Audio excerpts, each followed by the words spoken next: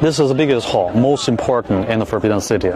This is where the emperor had the most important ceremony. Like, for example, the enthronement of a new emperor, they're going to have a big celebration. All the court officials will be summoned here, and they will gather in the square to congratulate the new emperor. And the emperor will dress up and ascend it to his throne from this three-level marble foundation. This hall is called Hall of Supreme Harmony, and followed it the Hall of Middle Harmony and Preserving Harmony. These three halls were all used for ceremonies. So they were built on this marble foundation. They're higher than all other buildings. Here I can show you a picture, a photo. This one. This one.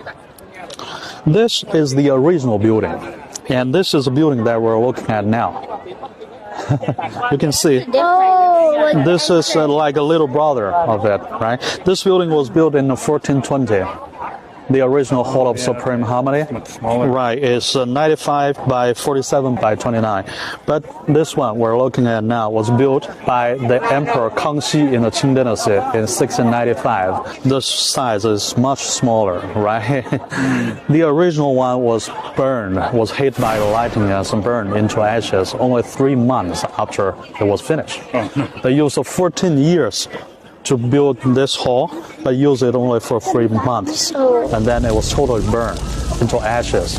This emperor, as I mentioned, I told you the story. He wanted to move the capital from Nanjing to Beijing, but everybody disagreed.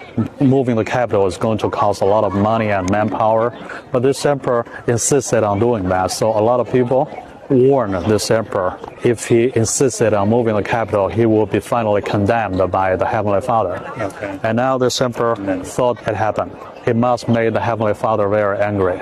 So he was very sad, and he did not rebuild the Hall of Supreme Harmony in the rest of his life. After he died, this emperor's son succeeded him, but this new emperor only ruled 8 months. And during the time of his ruling, he did not have time to rebuild this building. And then this emperor's grandson, the next emperor, ruled 11 years. He didn't rebuild this building either, because that emperor always wanted to move the capital back to Nanjing. He did not like Beijing, so he did not rebuild this building either. So this building was not reconstructed until 20 years.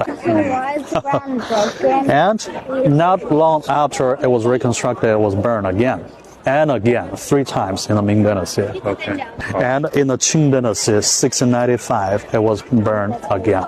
So this building was burned 4 times. And this one we're looking at is the last version. It is already much smaller. The reason why they made it smaller, 2 reasons. First, when they built this building, they lacked the building materials. Okay. Right? So the timbers, the wood, is not the common tree. It's a very valuable tree called nanmu. Nanmu is very rare. So they could not find any more nanmu, right, to build this building. That's the first reason. Second reason, because there are 2 small other buildings behind it, right?